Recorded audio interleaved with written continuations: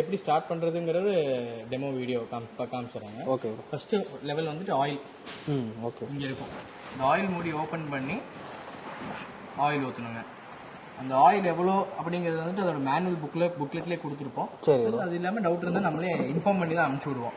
3 kVக்கு for example 3 kVக்கு 600 ml oil பிடிக்கும். Okay. Oil ஊற்றுறதுக்கு generator கூட நாங்கள் ஃபனல் இங்கே ஒரு ஃபனல் கொடுத்துருவோம்.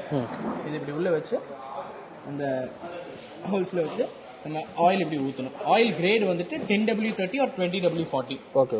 அது வந்துட்டு அந்த மேனுவல் புக்லெட்லேயே இருக்கும். அதே பார்த்துக்கலாம். அப்படி இல்லை டவுட்னு நமக்கே கிடையாது. இப்போ ஆயில் முடிஞ்சதுக்கப்புறம் நெக்ஸ்ட் பெட்ரோல்ல வந்து மெயினா பார்க்க வேண்டியது பியூர் பெட்ரோல் ஊற்றணும். ஆயில் மிக்சிங் அதெல்லாம் எதுவுமே கிடையாது. அதே மாதிரி இந்த தண்ணி water bottle cool drinks bottle பிடிச்சி ஊற்றக்கூடாது. செப்பரேட்டா அதுக்குன்னு ஒரு கேன் வாங்கி அதுல தான் பிடிச்சி பெட்ரோல் ஊற்றணுங்க. Pure petrol. நெக்ஸ்ட் பெட்ரோல் ஊற்றி முடிஞ்சதுக்கு அப்புறம் battery connection plus minus check பண்ணி இது பண்ணலாம். ஆமா, battery connection plus minus connect பண்ணிட்டு ஓகே. அதுக்கப்புறம் நெக்ஸ்ட் ஸ்டார்டிங் தான். அது எப்படிங்கிறது நான் காமிச்சிடுறேன் இப்போ. ஓகே. பேட்டரி கனெக்ஷன் இது வந்து பிளஸ் மைனஸ் இந்த பேட்டரி கனெக்ஷன் கொடுத்துடணும்.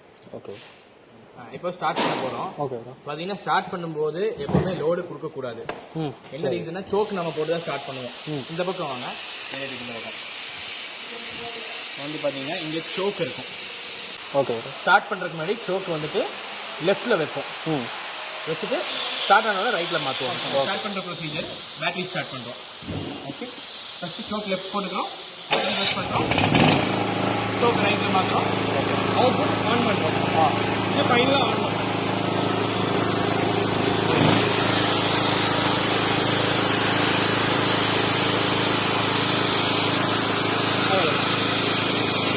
ஆஃப் பண்றது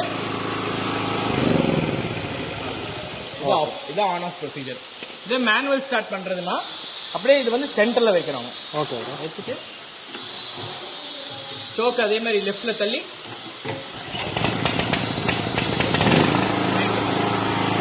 அதே மாதிரி ஆன் பண்ணிட்டு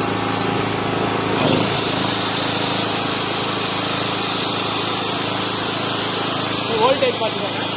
இதே எக்ஸலண்ட்டுக்கும் ஹாஃபுக்கும் இருக்கிற வித்தியாசம். Voltage frequency hours.